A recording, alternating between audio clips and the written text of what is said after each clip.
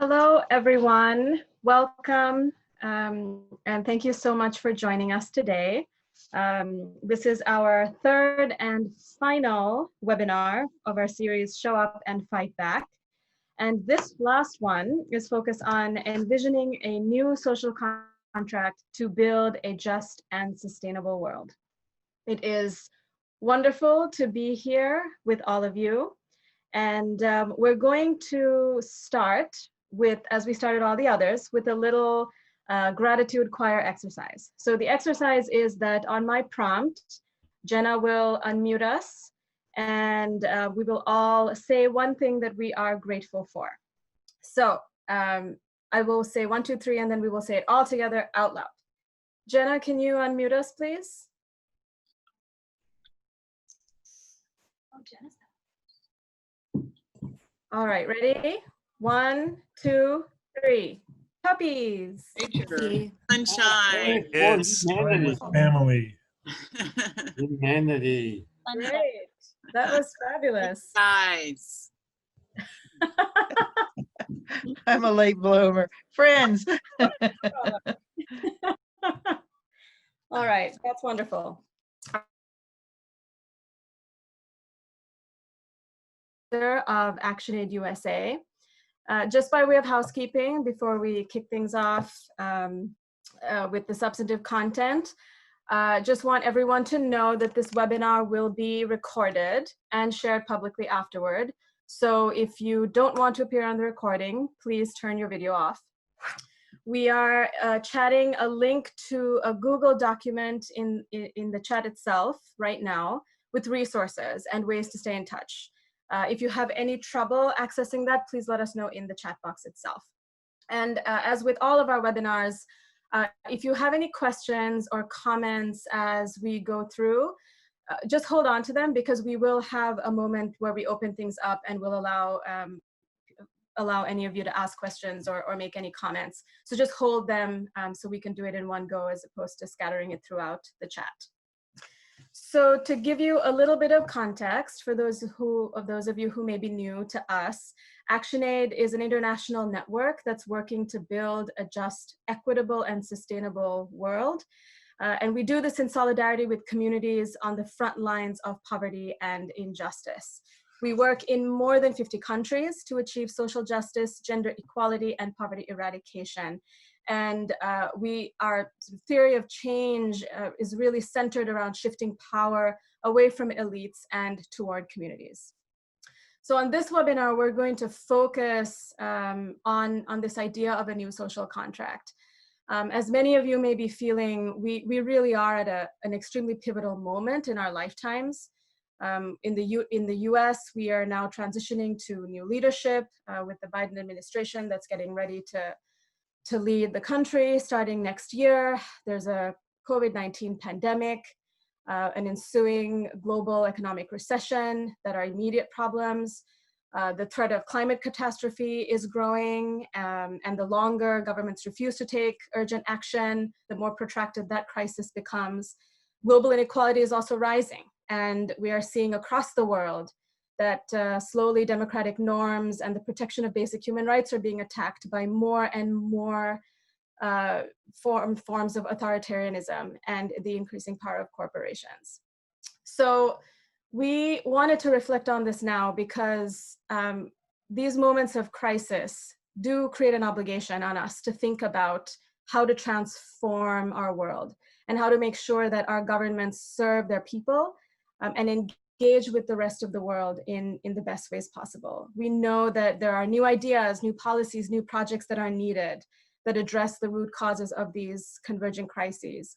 We know that we need to build back differently. It's not about going back to the status quo because the status quo was not good and it disadvantaged many people. So we have to build back in a different way and in a way that really does ground in community and in social justice and gender equality.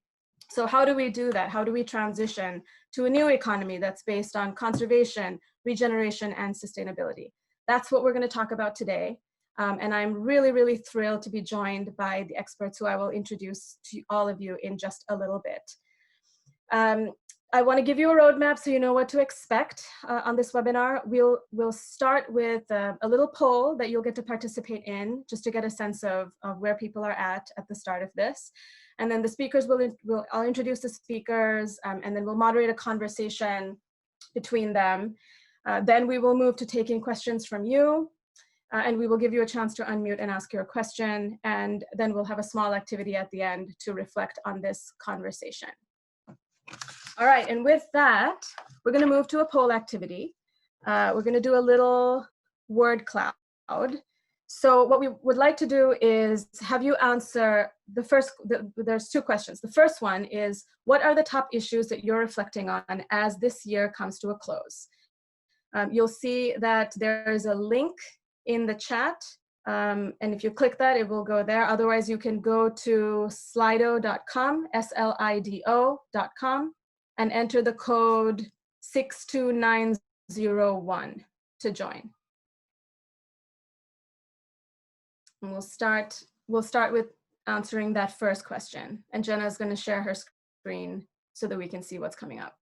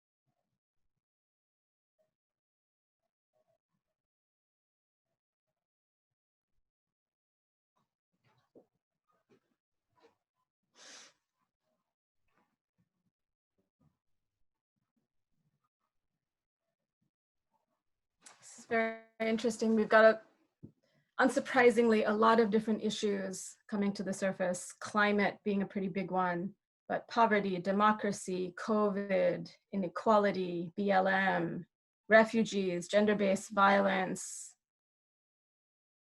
all rising a bit, women's rights, climate justice, racial justice. All right, great. Well, we're going to cover some of this today, so so stay tuned. Now we're going to move to a second question. So it's basically the same exercise as before, where you'll go to Slido and type in a response. Oh, actually, no, you're going to choose. You're going to get to choose from some answers. The question is, are you familiar with the term social contract and just transition? You can choose more than one answer. So do the same thing, go to the link, and then pick whatever answers apply.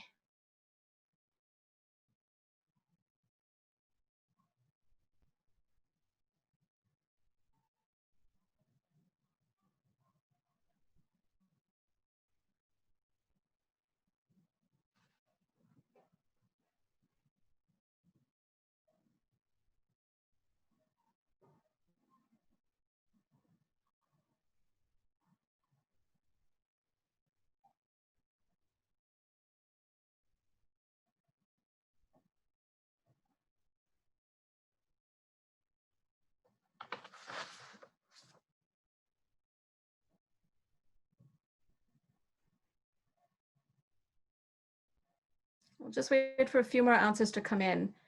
This will be really helpful, especially for our panelists, to adjust what they're going to talk about based on the level of familiarity on the webinar.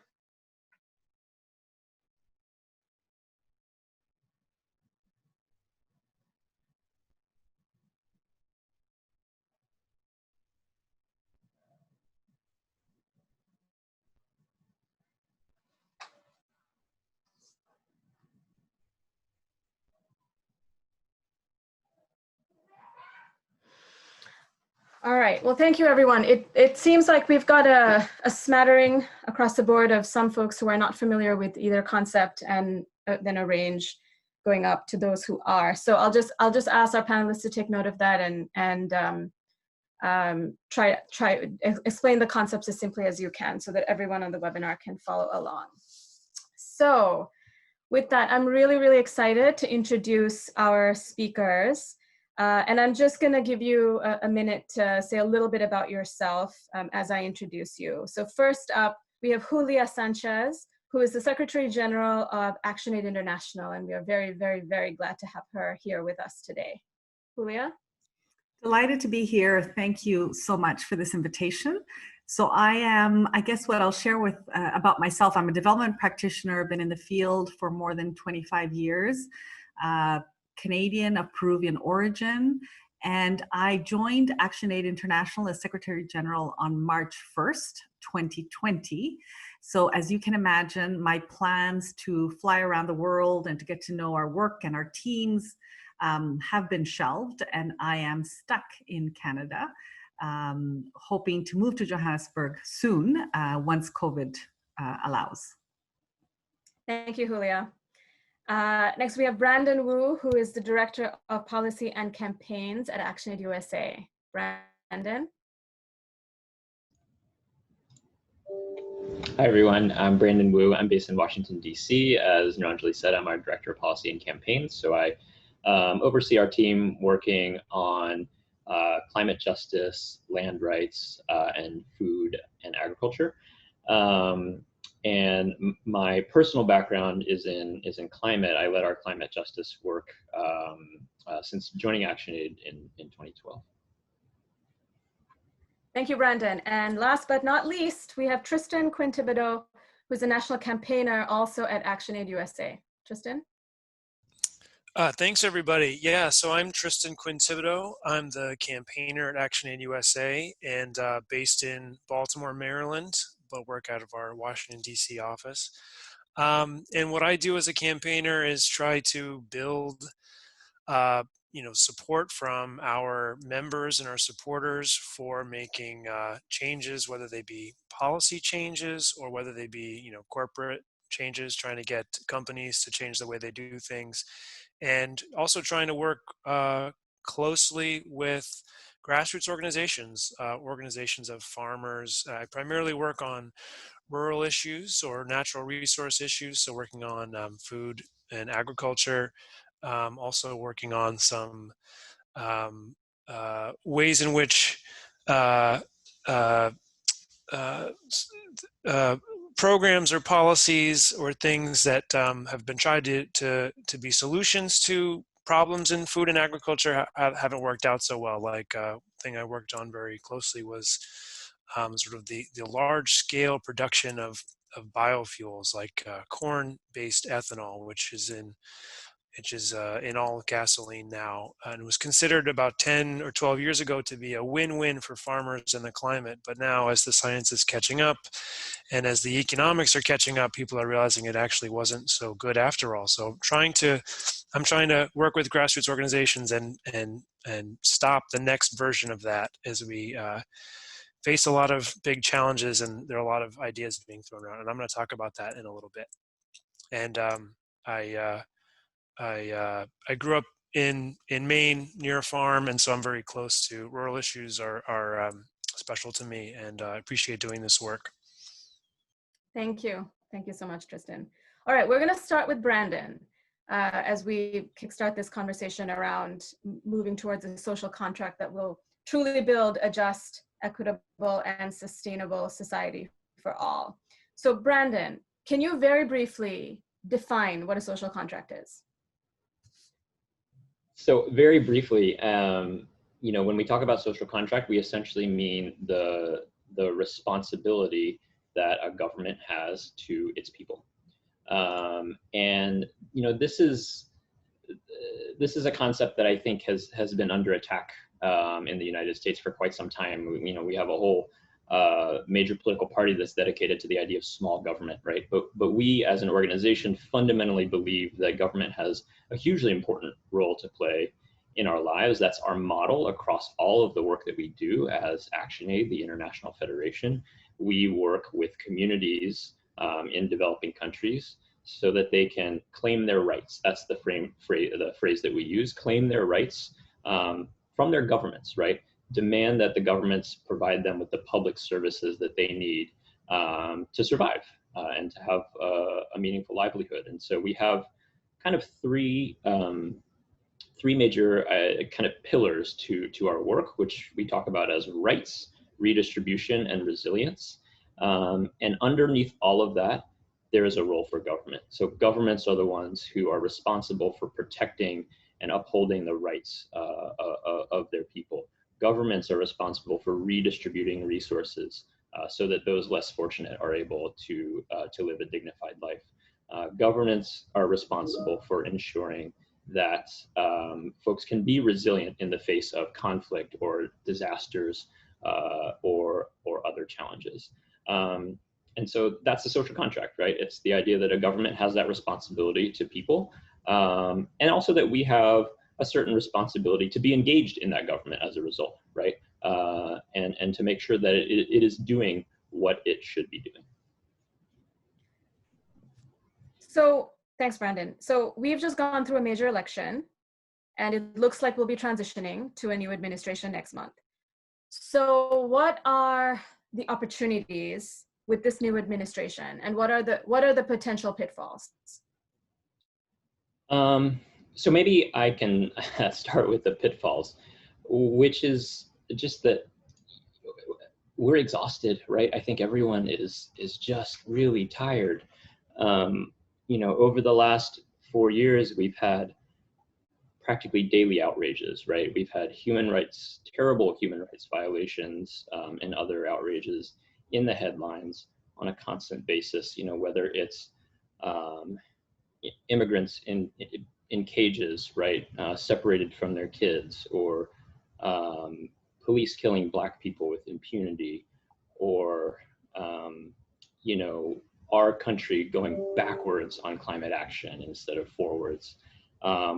Whatever the case may be, there's been something to fight every single day, and folks are tired. And I think that understandably, as we transition into a new administration, a lot of folks are going to want to think, we need a time of healing, right? We need a time of unity. And while that may be true, I think there's a version of that looks like, you know, particularly for our politicians, they're going to want to reach across the aisle, right, and try to rebuild bridges. And I think that's actually a pitfall.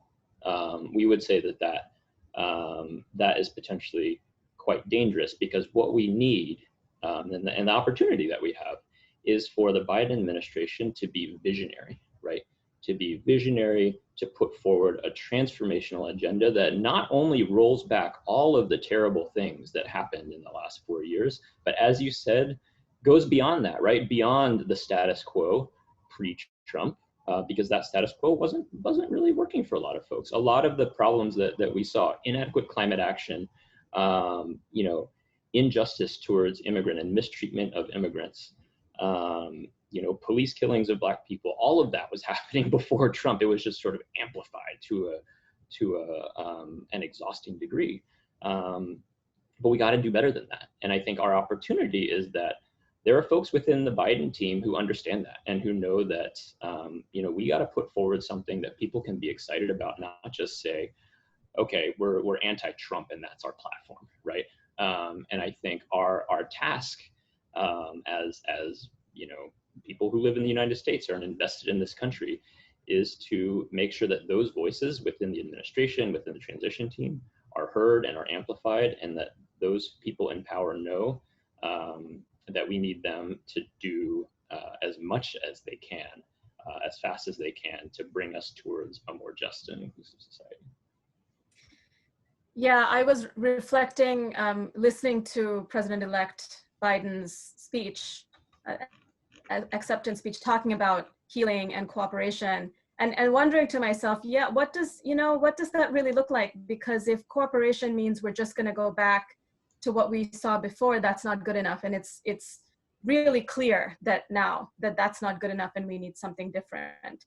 So with that, with what we're seeing, that there is this potential pitfall of sort of sliding back to the status quo and feeling like that's good. How do we maintain the energy for the energy around the mobilizations for racial justice and democracy from this year? How do we carry that forward? Well, I think you just really named the other part of the opportunity that we have, which is that even though people are exhausted, we're also mobilized really to an unprecedented extent. The racial justice uprisings this summer, the way that people were ready to defend our democracy should our institutions fail. And it turned out they held up better than I think many of us thought they would. But a lot of that was in part, I think, to people being mobilized and ready, right? And so I think the opportunity is that, you know, we have those movements. We have people who are engaged, I think, in the fabric of our society in a way that that wasn't true, for example, when former President Obama took office in 2008. And I think this is a really instructive example for us, which is, if folks will recall, Obama took office. We had, you know, he had control of both houses of Congress as well. And there was a sort of vacuum of pressure, really, from progressives. And Obama's instinct was to be, you know, very bipartisan, right? And I think that was understandable, but it didn't work, right? Even then, it didn't work. And the Republican Party is certainly very different now than it was then. But if you look at Obama's crowning achievement, the Affordable Care Act, it was passed with zero support from the other party, despite being watered down to being essentially a Republican bill. And so we need the Biden administration instead to go on the offensive, to roll back every single devastating Trump executive order and then some. And they're going to need to hear from us that that is what is necessary. And so we have, I think,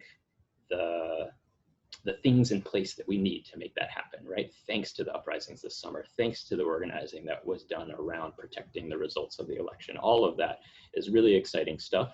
And I think we just need to make sure that folks understand that just because we might be having a transition of power, the struggles are not over, right? And I do think that a lot of folks understand that, and we're on the right path with that. So I'm excited about that. Great, thank you, Brandon. I want to move us over to Tristan now, because there's a good segue into getting deeper into a particular area, and thinking about how do we mobilize, how do we try to build a stronger vision and then actually and then bring that to bear. And so we're going to move to Tristan to talk about the food system, because more policymakers are focusing on making the food system more sustainable and economically just. And Tristan, can you share with us, just as a kind of framing point, what has the COVID-19 pandemic, as well as the growing climate crisis, revealed about the problem in our industrial food system?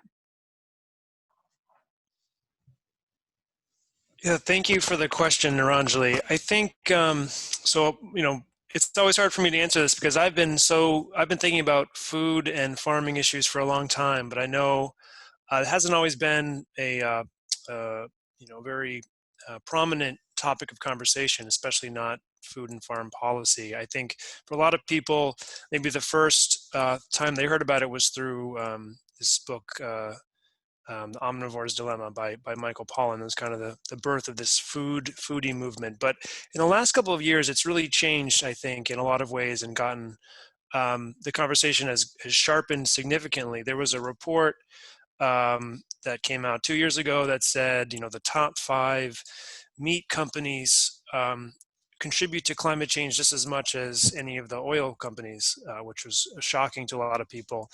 And there's an article that came out a few weeks ago that said, even if, you know, when it comes to climate change, even if we were to stop emissions from every other sector of our economy, but we left the food system alone, we would still miss the targets that all governments have set according to the Paris Agreement. So if we don't do something about our food system from an environmental climate perspective, we're in big trouble.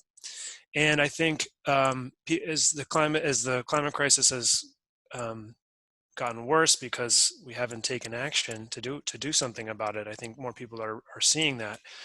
At the same time, farmers and farm workers have been in increasing economic peril. The last couple of years have seen we're seeing a farm crisis where farmers are going dangerously into debt in the U.S. And that was a big concern. And then we have this pandemic, and I think there were a lot of stories earlier in the year about how, as restaurants were closing, farmers were plowing food back into their fields because they had no markets and they had no safety net.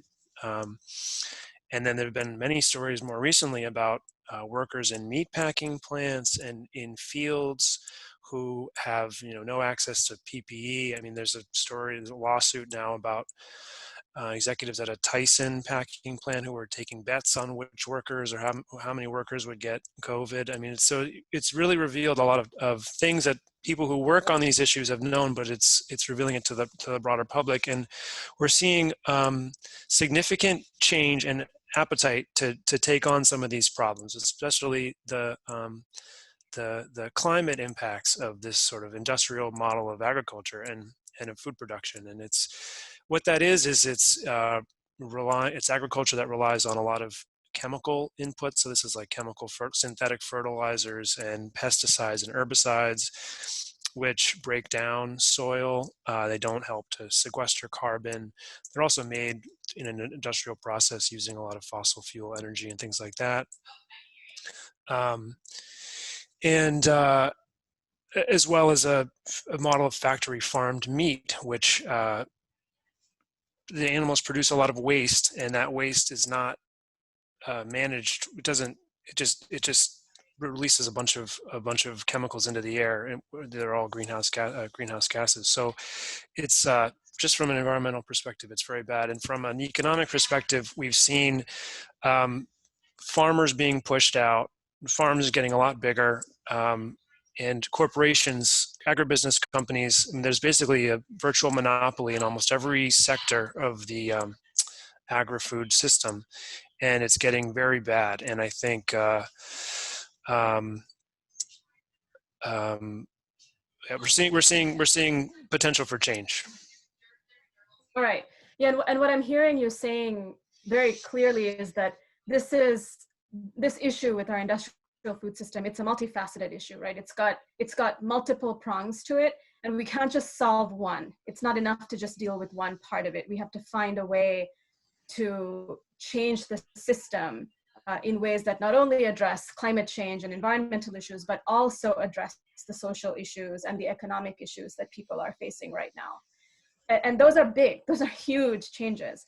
So can you tell us a little more about the opportunities and the obstacles in achieving these big changes, and in particular what ActionAid is doing to try to take advantage of the opportunities that exist?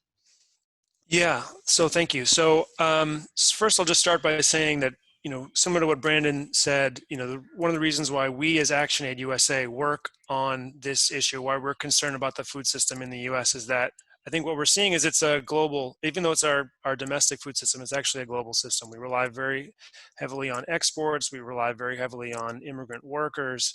And of course, climate change is a global phenomenon. So I just want to put that out there.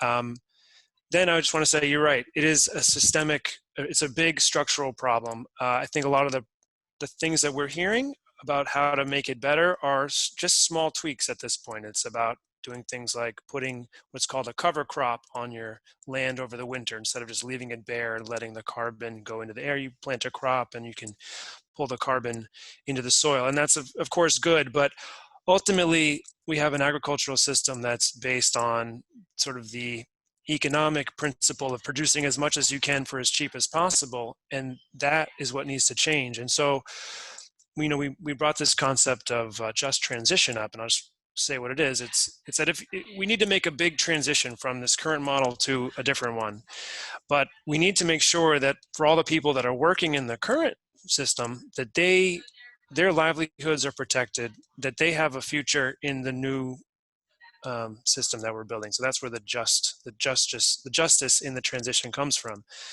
And so over the next couple of years, there's going to be some big opportunities. We have the Congress needs to come up with some COVID relief and COVID recovery. And that can't just be like what Brandon was saying. It can't just be going back to normal. We have to build back better, build back different. We can't just pay farmers to continue doing what they're doing, or keep workers in the same condition they're in, or keep consumers in the same situation we're in, where hunger is is doubling in this country, and we have to address it at the root cause. So we have to do something about COVID relief and recovery. And then the next big thing is the Farm Bill, the Food and Farm Bill, which is reauthorized every 4 or 5 years. And so we're looking at it being reauthorized in 2022. And it's always a really big piece of legislation. It's billions of dollars. And it covers everything from food and nutrition assistance to agricultural research, to conservation programs. It covers everything. And getting that right and making sure there's some good programs that help to make this just transition is super important. And we've got 5 principles that we're launching sort of today that we want to share with you. And can we pull those up on the screen real quick, Jenna? So yeah, the following principles should be at the core of a just transition in our agriculture system. Okay, yeah. So 1, we need farming based on ecological principles like biodiversity and resilience, as well as traditional and indigenous knowledge and practices. It's not enough just to have some tweaks to how we do farming. We really need to move in this direction. So any change, any policy reform has to be moving. It has to have this principle at the heart. We need to be moving in this direction. We need something based on these ecological principles, because that's the only way we're going to address this, either the climate impacts, or mainly the climate and ecological impacts of this model. So next slide. The other one, you can't have a just transition if people aren't getting a fair livelihood. So we need food producers need to earn a fair livelihood through fair prices, and workers need fair wages that bring more hands onto the land. We also need more people engaged in farming, or more people engaged in farming in their community. We've got lots of young people that want to farm, but farmland is getting very expensive and they can't afford it. We also have lots of workers who are landless, who don't have a pathway to land. We need to find a way to change that. Next slide. We also have to recognize and repair the injustice done to Black, Indigenous, and people of color communities, and respect the leadership and knowledge of those communities leading the transition. These are communities that have always been on the front lines and have faced some of the worst injustices going back, throughout our history. And if we don't address those and fix those problems and acknowledge those problems, we're not going to make the change that we need to see. We need everyone involved, and that means repairing the wrongs that happen. So there's been tremendous land loss or land theft in the Black community that has to be dealt with, that has to be repaired. That's just one example. Next slide. And then, because we are a human rights and international development organization, the human right to food has to be at the center. So we have to root it in human rights, especially the human right to food and clean air and water, in order to democratize the food and agriculture system and rebalance power in the economy. The people who hold the human right to food are the farmers, the workers, and people who eat. I mean, everyone, but especially communities that whose access to food is not guaranteed. People who are food insecure, people who are hungry, their needs have to be at the center of this change. And then the last slide. These solutions have to be real. There are a lot of what we call false solutions. Like I mentioned, biofuels at the beginning of this webinar. There was a lot of fanfare 15 years ago that ethanol made from corn would be this big solution to our energy problems, to our climate problems, and to the problems that farmers have faced. But 10, 15 years on, farmers are in the worst crisis of a generation. Climate change is worsening, and our food, hunger is increasing. So we can't be fooled by some of these false solutions. So I will leave it there and thank everybody for listening. Thank you so much, Tristan, for laying out that both a powerful and tangible vision, which of course we're going to need a ton more detail to make happen. But to have those guiding principles is really, really important and really, really powerful. Thank you. I want to move to Julia now. One of the things, Tristan, you pointed to was this point around the global component, right? Yes, there's a focus here in talking about the farming systems in the United States, but we are part of a global citizenship. And a lot of the work that ActionAid does across our federation does center around women and food systems. So Julia, I would love to get your perspective on why and in what ways women are critical in food systems. For sure. Thank you so much. And thanks to Brandon and Tristan for excellent contributions so far to the conversation. So to your direct question, we do focus, as you've said, on women and young women across our work. And in the food security, food systems work, there's a very particular interest in looking at the women component, the impact of women, the role of women, and why it's important to look at this through a gender lens. So FAO, the Food and Agriculture Organization, just recently, this year, put out some statistics and some predictions on how COVID, the pandemic, might affect people living in a food insecure situation or undernourishment. And they are estimating that COVID will add between 83 to 132 million more people to those who are suffering from food insecurity in the world. There are already 2 billion people who don't get adequate food at present or before the COVID pandemic started. And just important to note, and I think we can all relate to this living in North America and in wealthier countries, that is happening at the same time that we're seeing an increase in obesity and other non-communicable diseases. So there's a real issue of, it's not all just moving in one direction. There's a real inequality issue of how this is affecting different groups of people. So small-scale food producers, these are the groups of farmers that we work with mostly in developing countries, are still the most vulnerable of the different groups involved in the food chain and food system, despite being the ones that are producing most of the food. And women smallholder farmers specifically face particular challenges.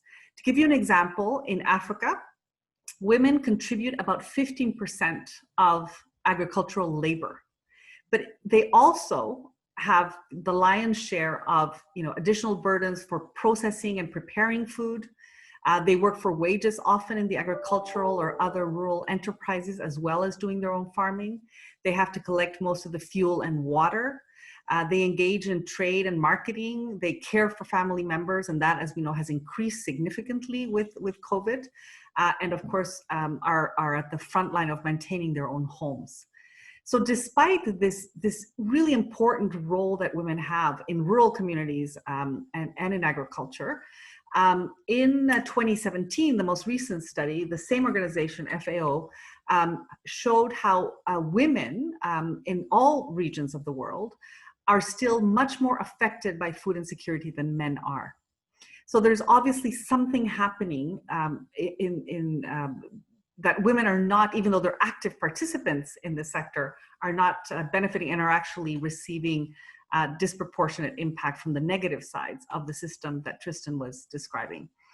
With COVID, I would just add that women are particularly positioned to receive the disproportionate impact, the negative impacts of the pandemic.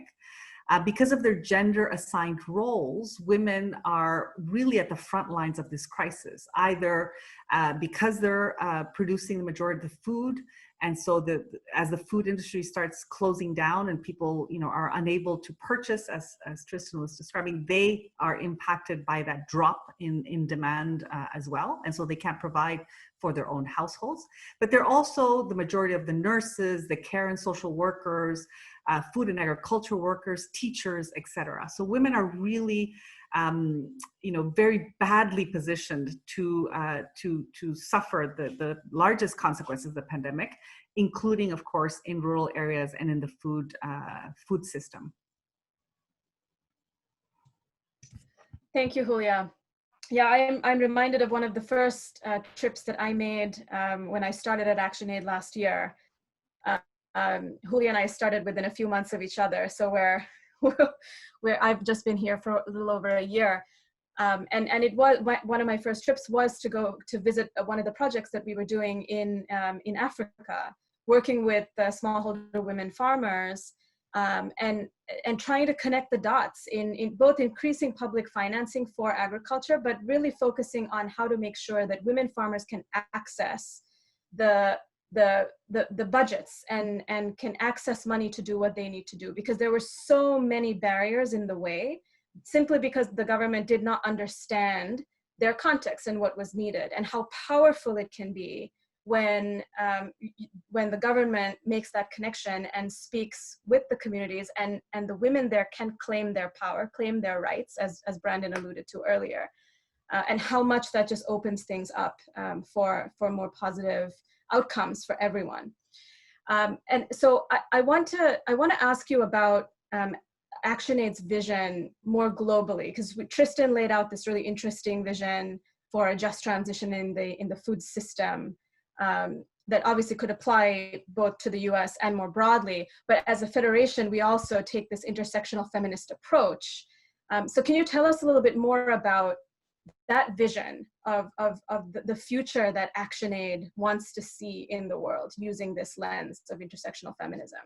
For sure. Thank you for the question. So yes, I'm really excited by the current vision, the new vision that we've fine-tuned. I mean, it builds on ActionAid's work for many decades, but we have recently had the opportunity to take a deep reflection around the post-COVID world. And as Brandon was saying earlier, this opportunity that we have before us to really do things differently.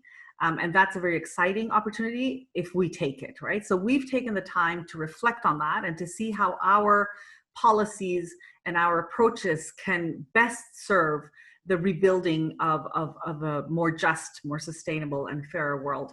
And one of the expressions, there are many expressions flying around, but one that I like to use a lot is building forward better, because as you've all said, we can't go back. The status quo is not an option. I think if we weren't clear before this crisis, we can be now that our system is broken and we can't go back to the way things were. So how do we move forward in a better way? So what ActionAid is proposing is that we need at this time to build a feminist, just and green future for ourselves, for the planet, and for the people on the planet. So let me just quickly try to summarize what that means. And Niranjali, you already did a brilliant job at the beginning of kind of laying out the context that we're talking about, and this resonates a lot with the analysis that we've done at the global level as well. So very quickly, economic recession, maybe even depression, perhaps the greatest in our history, is around the corner. Disruptions in the food production and processing supply chains and sector, unemployment increasing significantly, particularly for women and other excluded groups. The fact that this crisis, has the huge risk, and we're seeing it play out already, of diverting attention from the climate crisis in order to respond to the COVID crisis in ways often that are not conducive to addressing the climate challenges that we face. You've also, all of you have mentioned democracy, the vulnerability of our democratic systems. We've seen that play out in the States, but it's by no means only happening there.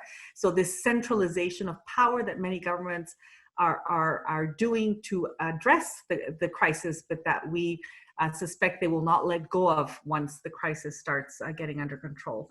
And then just generally a more multipolar world where national tendencies, nationalistic tendencies are deepened. So that's just, you know, sort of the portrait that we're, the context that we're in. And so, you know, what is ActionAid proposing to do? So as this crisis has laid bare all that our economic system is failing us, it's failing people, it's failing planet, we're saying this is an opportunity for us to really rebuild or build in a different way. And, you know, again, you've all said it, but to emphasize the disproportionate impact it's having on women, especially those women that are facing multiple forms of discrimination. So it's either class, race, age, sexual orientation, gender identity, religion, ethnicity, citizenship. You add any of these elements and you put women on top of it, and that's where you really see the people who are being affected most negatively by this crisis. So the vision that we're putting forward is feminist. So in order to address this glaring power imbalance of gender and other forms of discrimination, such as those that I just mentioned before. So feminist in an intersectional way. It has to be just in ensuring that no one is left behind. So inclusive, bringing everybody along, especially, of course, the most marginalized and disadvantaged. And it needs to be green in providing a path to a sustainable balance of our current needs with those of future generations and other forms of life around us. It's not just about us, but it's about the health and balance of the planet. So I'm delighted to hear Tristan, you know, talking about the principles that you guys are launching, because to me, they resonate so much with this global vision, as they should, that we're putting forward as ActionAid International. Great. Yeah, you know, it's like we're all part of the same federation, right? So they should be resonating with one another, these principles.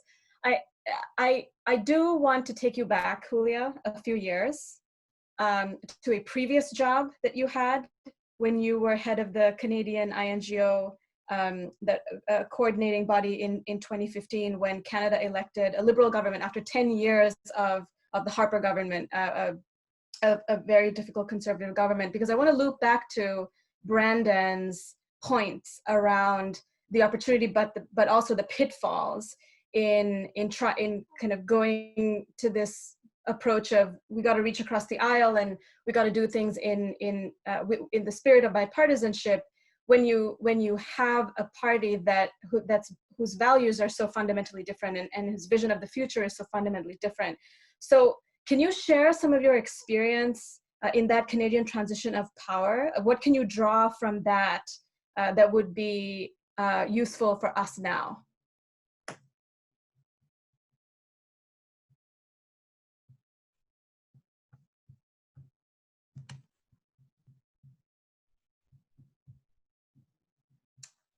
Did Julia just drop off? Ah, right. I think we lost her. Okay, well, we'll hope that she can log back in. So just a quick reminder here, please, if you have questions, please drop them into the chat now, and we'll pose them to the panelists. Julia, can you hear us? I can. My internet crashed. One of the many wonderful things we are dealing with. Julia, did you hear my question? You were talking about the Canadian transition from the Harper government to the Trudeau government, if that's where I lost you, sorry. Yeah. So I was wondering, especially given what Brandon reflected on at the start, right, about what the strategy should be. If we wanted to build, I'm gonna now adjust the build forward different, right? If we were to do it that way, yeah. What are the lessons from your experience transitioning from a conservative administration to a liberal one that you can share with us that would be relevant for this moment? Thank you. Wow, that's a great question, so much. And I was thinking about that when I was hearing Brendan talk about the challenges and the opportunities. So very much what he was saying very much resonates. I think in Canada, because we had been under such hardship for 10 years, and we were tired. You mentioned that, that word. It's a very important, it's true, tired, exhausted, profoundly exhausted of fighting back and pushing back. So when we all of a sudden had this friendly government, you know, come into power, and, you know, their first day in government, they announced a 50-50, you know, gender parity cabinet, and, you know, everything was rosy and wonderful and beautiful, and everybody just let their guard down. And we just needed to feel like, okay, finally we have somebody in power again that we can relate to, that understands us, you know, one of ours in a broader kind of sense. The problem was, and continues to be actually, that you know, even the best intentioned governments, if they're not pushed by civil society, if we don't mobilize and demand and make them feel the pressure, but also the reward, if they make the right decisions and take the right decisions and make the right policy decisions, then others are going to be pressuring them to do differently, right? And so we cannot let our guard down as civil society, as progressives.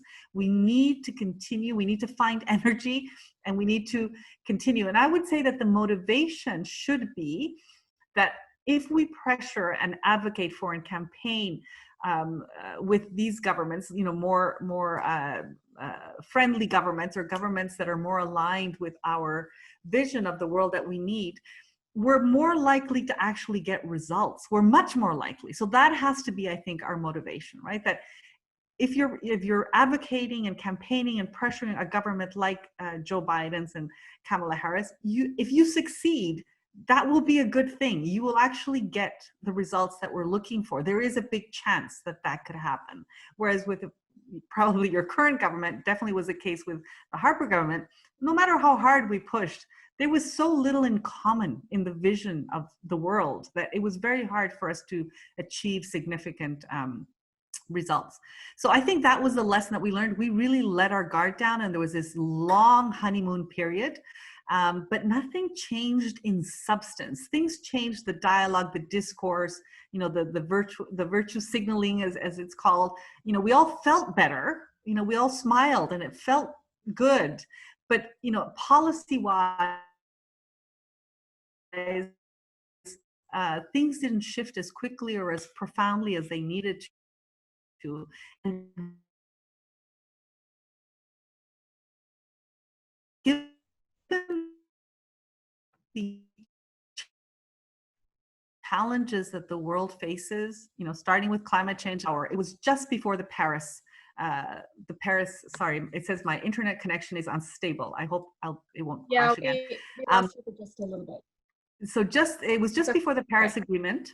And so our new Minister of the Environment and Climate Change, which we were all excited about, you know, that they had named this Ministry, Environment and Climate Change, went off to Paris and was one of the people who brokered conversations around agreeing to the 1.5, you know, as being the upper limit of what we could afford as a planet. So we were all very excited about that.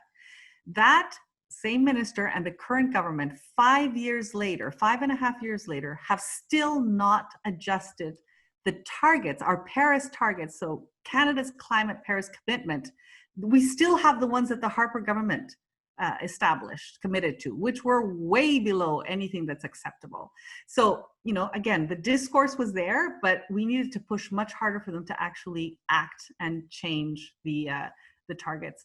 Another very quickly thing that blows people away, because Trudeau has such a great image of being this wonderful feminist, you know, prime minister, on the ODA file, on the aid file, currently they're starting to add to the budget because of COVID, thankfully, but until COVID started, the prime minister, the current prime minister, Justin Trudeau, was setting himself up to be the prime minister with the lowest ODA to GNI ratio of the last 50 years. That's conservative and liberal prime ministers all combined. Nobody can believe that, because the projection, the image is so different than the reality, right? So our work is very important, very necessary, mobilizing, pressuring, advocating, signing petitions, you know, to really put the pressure on to get the results that we need. That is very sobering. Thank you, Julia. I'm just going to put another plug to paste in your questions, please. You've got to brilliant opportunity to ask questions directly from this incredible panel.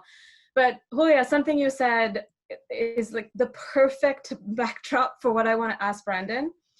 And this is around climate change and Canada's targets, because as you can imagine, suddenly climate is becoming important again in terms of actual advocacy in the United States, and there's interest now in what should the United States be doing.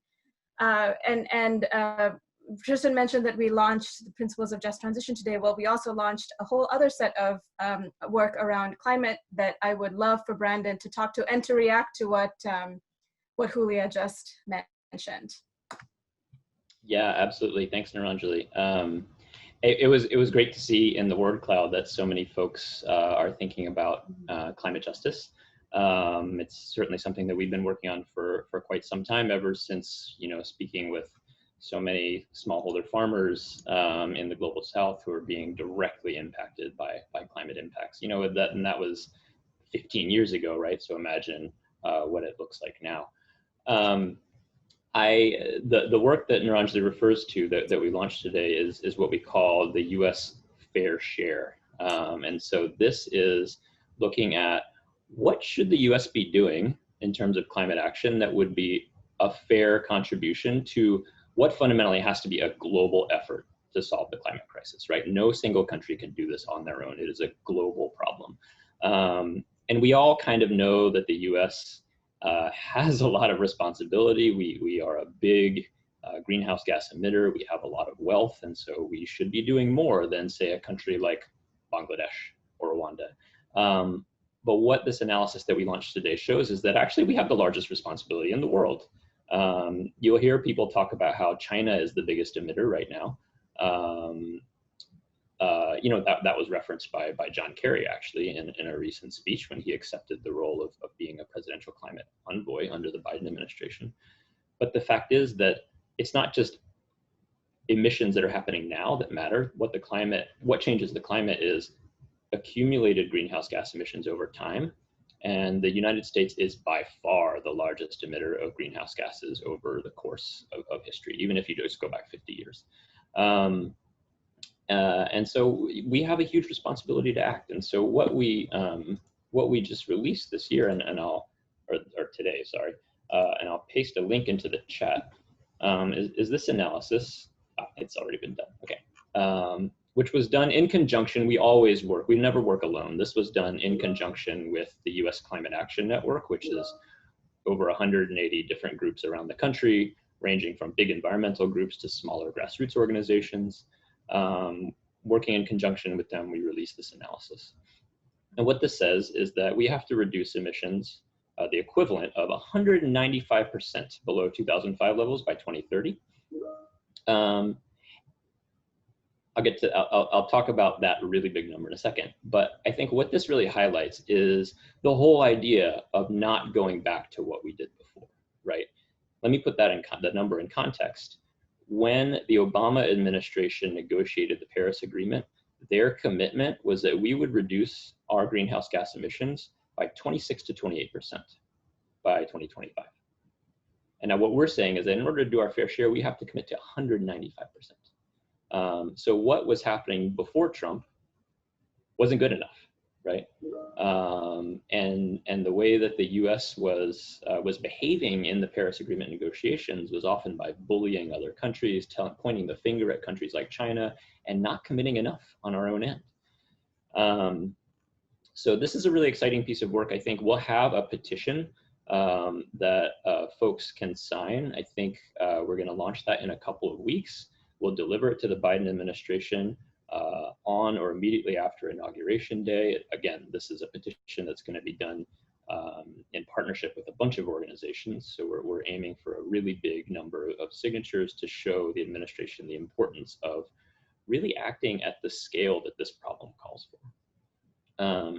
And before I pass it off to other folks, I do want to clarify one thing, because it's a little confusing when you say 195% reductions. What do you mean? How do you reduce by more than 100%? And so what we mean by that is that we need to reduce our emissions within the United States by as close to 100% as possible. The platform says 70% by 2030 is something that we know is achievable, and it's still pretty ambitious. So at least 70% reductions by 2030.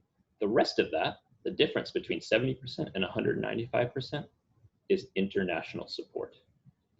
Again, it's a global problem. We can't solve it on our own. We need every single country in the world to decarbonize, right? To stop greenhouse gas emissions. But what does that mean for a country like, I mean, even India, which is not particularly poor, right? Relative to other countries. India has 300 million people living without reliable access to energy. If we ask India to immediately stop emitting greenhouse gases, that means they're leaving behind millions and millions of people in energy poverty, right? So those kinds of countries, and that goes even more so for less developed countries like a Bangladesh or Rwanda, which I mentioned before. We have to have those countries transition to zero carbon or near zero emissions economies, but they cannot do it without support. And so the way that we meet our full fair share is by doing as much as we can domestically and then providing support to those kinds of countries. So this is just another example of I think, a lot of the things that we've been talking about the importance of, building forward different. I really like that. The importance of thinking about global problems in global ways and working with a lens of really, global solidarity and a shared humanity. Instead of the more nationalistic ways that we're more accustomed to thinking through, I think. Thanks, Brandon. We have our first question. Brenna, you can unmute yourself and ask.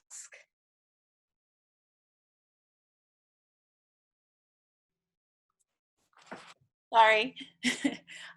My question is really about how do we go about convincing people who are saying, we can't go that far yet. We've got to rebuild our bridges first. We've got to rebuild relationships first. What do we do to get them to, to convince them that that's not good enough?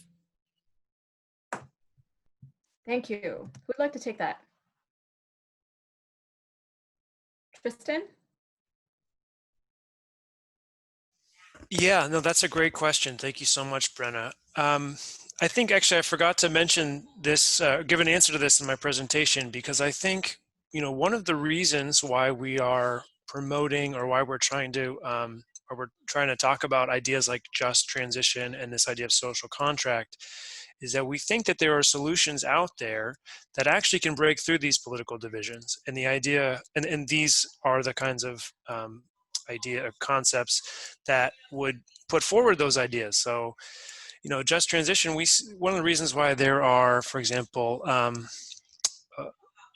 lot of farmers are have been very skeptical of climate change a lot of farmers, a lot of organizations that represent farmers, but actually often represent agribusiness companies have taken a position of denying climate change for a long time, for example. Now they're starting to change their political position as farmers are experiencing disaster after disaster after disaster. And at the same time, the farmers know that the future is very bleak for them. We were losing farmers constantly. The numbers going to, we had 5 million farmers in the 50s, I think. We've got about less than 2 million farmers now. The average age of a farmer in the US is 60, which means that they're all going to retire very soon. The price of farmland is going up and up and up. Really, the only people who can afford to buy land and farm are either very rich or they're, we're actually seeing a big trend of financial companies buying farmland as a big real estate investment, which is really problematic because they're not invested in making this kind of transition. They want to continue this industrial model of agriculture. So we think that a lot of the things that we're talking about actually can have a lot of support among communities and groups of people that are considered to be on the opposite side. And that if we actually engage in dialogue and talk to people and recognize that we're all in a shared situation together, we're going to break through these political, this impasse. So I think that's really what we think. And if we continue working on this, I mean, we develop these principles for just transition agriculture in consultation with farmers groups. And this is just within the US, and around the world, we are working very closely with communities in every place where we are. So I think that's the message we want to put out there, is that these divisions, if we really get to the real issues people are facing, we can break through these divisions.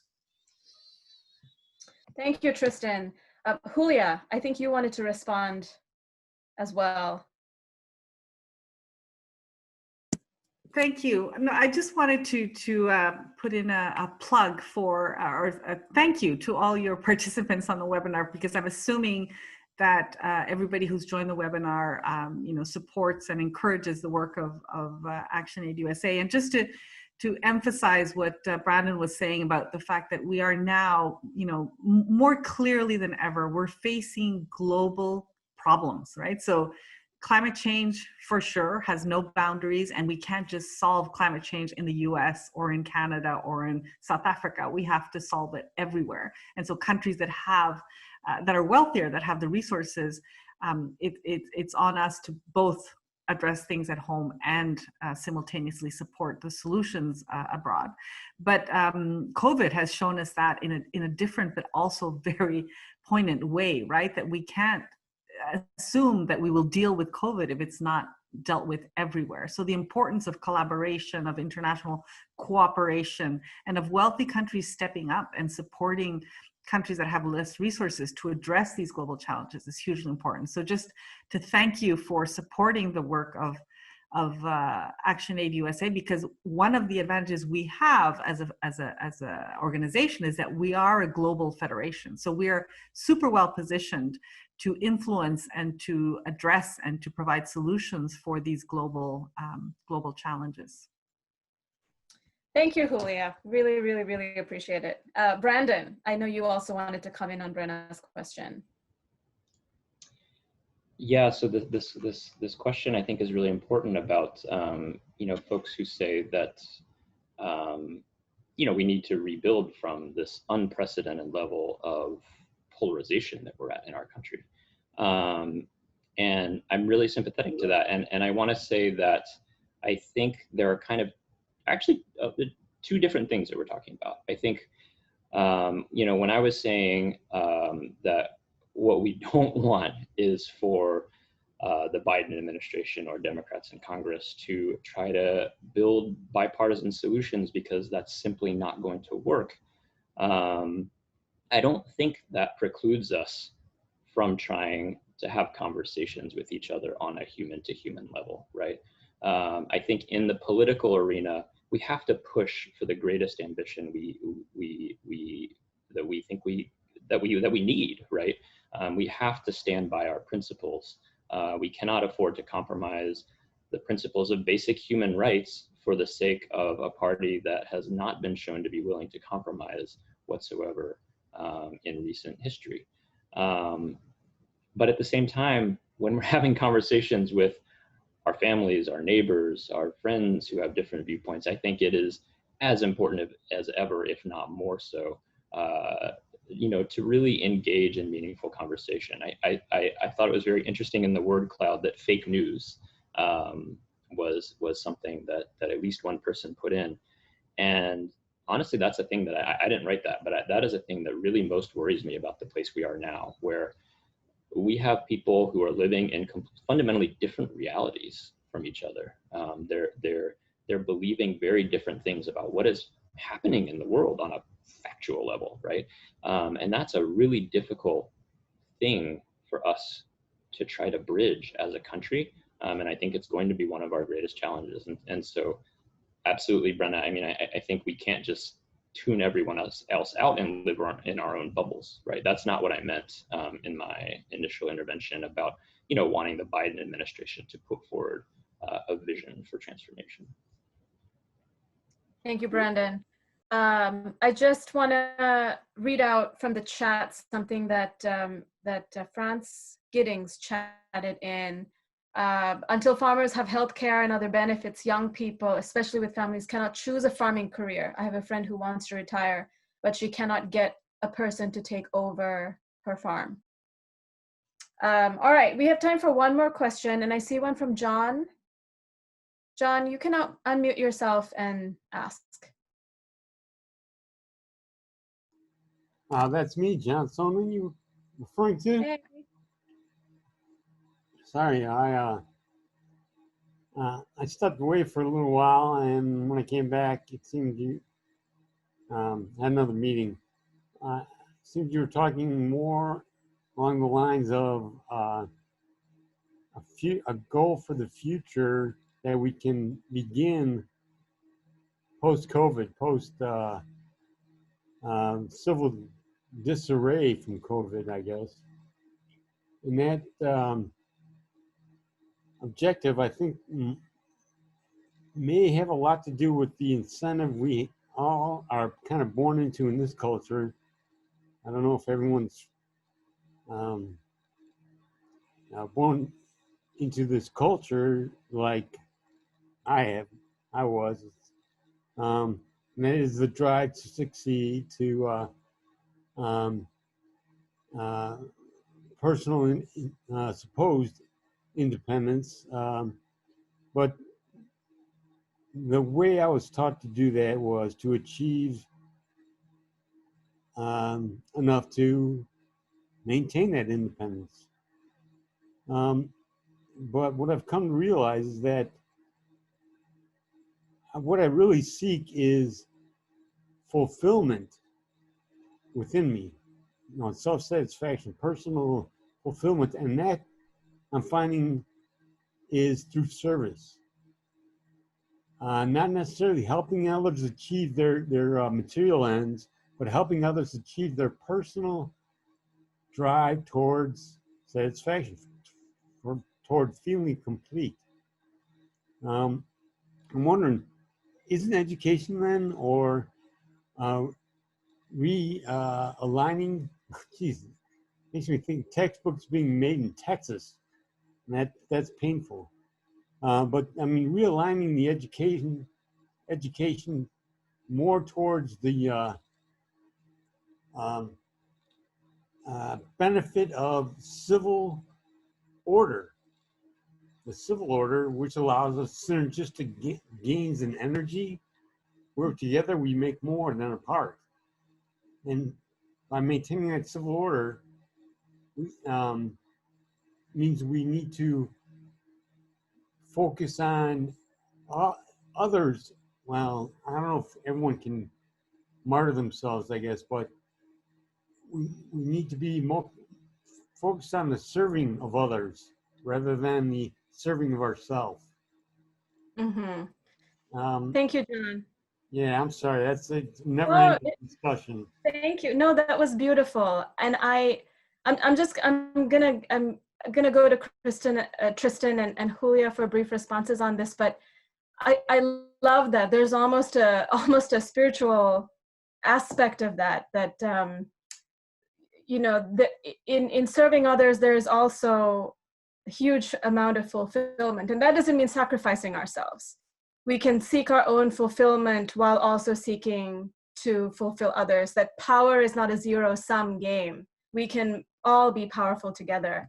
And one of the things that I've been really happy to see actually in some of the virtual learning that's happening is that my first grader has mindfulness classes every week. Their teachers are actually talking to them about concepts of mindfulness, and I think that's wonderful. So with that, Tristan? Yeah, thank you, Niranjali. Thank you for the question, John. I think that actually is the question. And for me, it reminds me of, or it makes me think of human rights and the international human rights framework, which we don't really, talking about education, we don't really learn about in the United States. We don't know much about it. And I think, when it comes to international human rights law, talking about being raised in this culture, we're basically taught that the United Nations and these international frameworks don't really have, they don't have any teeth. They don't really have any legitimacy when it comes to the U.S. And that's, because the U.S. government doesn't really abide by a lot of these protocols. The U.S. government is one of only three, I think, three countries that have not signed or ratified, I always forget the specific terminology, the International Covenant on Economic, Social, and Cultural Rights, or one of a few. Or maybe we haven't also ratified the Convention on Elimination of all forms of violence against women. Anyway, my point is that when you do start to look at what human rights law is and what this framework is, which I've been learning more about since I've joined ActionAid, it really does message that you're talking about, that we all need to care for each other, that everyone has a right to live a decent life, to have basic necessities. And we can't really function as a planet if we're not recognizing our basic rights. And our rights don't come from just, words on a piece of paper. They come from in our hearts. Like, we know when we're being wronged. We know when something that's been done to us is wrong. It's just in us. And it's time that we lift that up and claim our rights. And it's in countries in the global South or in developing countries where there's many different. It's very clear how many people are having their rights violated. But even in the United States, we have that even more so in many ways. So I'll leave it there. Thank you, Tristan. That was so powerful. Julia. Yeah, thanks, John. Also for your thoughts and heartfelt comment. I think it's a great way to wrap up if this is the last question.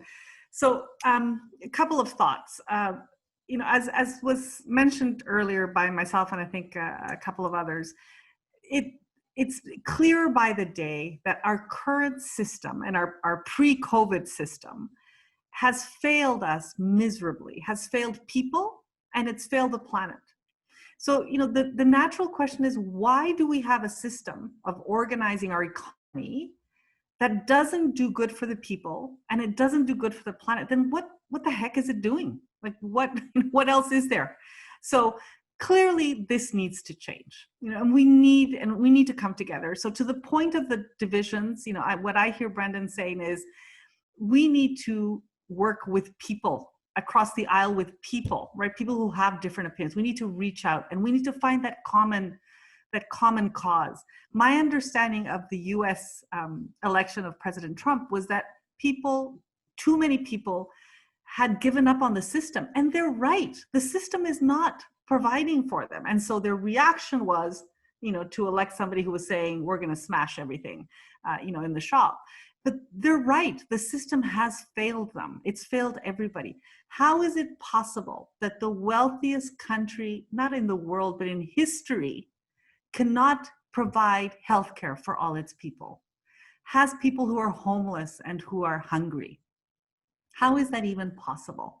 So clearly the system needs to change, and that's what we're all about. And Tristan talked about the human, the centrality of human rights. At ActionAid, we talk about the human rights-based approach, so that at the end of the day, it's all about our human rights, and that's where we need to find some of those answers. And this brings me back to the idea of the social contract, which is in the title of today's conversation, right? We need to change that social contract. If we imagine a contract between governments and us, the citizens, that contract is wrong. We just need to chuck it, because clearly it's not delivering for people. It's not giving us what we need. It's not providing the social protections. Even in the wealthiest country in the world, it's not providing for the social protections and well-being of its people. So the contract is no good. And we need to draft a new contract where governments are actually doing what people need them to do. So the mobilization that we've seen around the world, and the US has been often at the forefront, but definitely no exception to this, is really encouraging, because people are realizing enough. I love that hashtag, enough. It's so simple. Enough.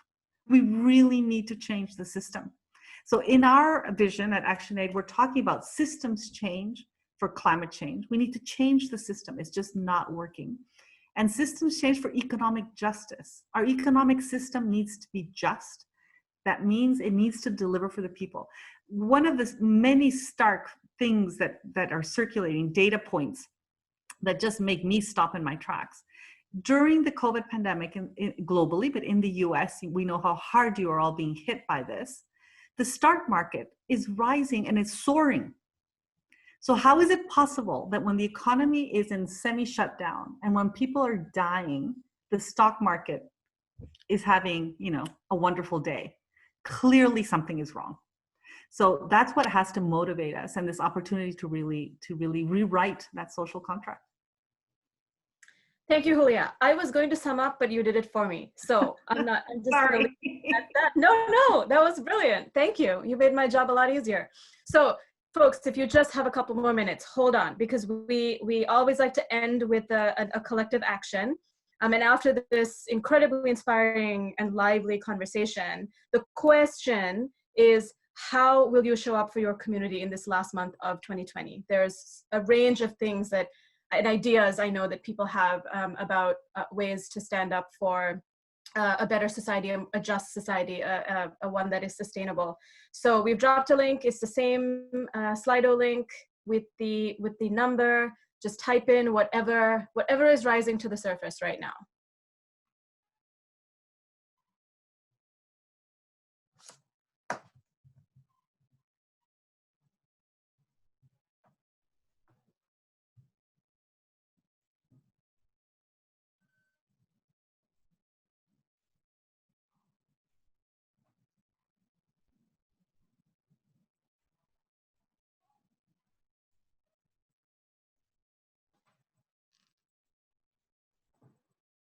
All right, so we're getting donating. We've clearly got some fundraisers on the call. I love it. Organizing, telling friends and family about this, giving time, protest, dialogue, being present, supporting local politicians, supporting great organizations, mutual aid and service, #enough. Building a mobile art platform. Wow. Do it. Whoever put that in, do it. Volunteering at our local food bank. Supporting ActionAid's vision. Yes, perfect. It is with your support that we are able to do this important work. So every dollar matters. All right.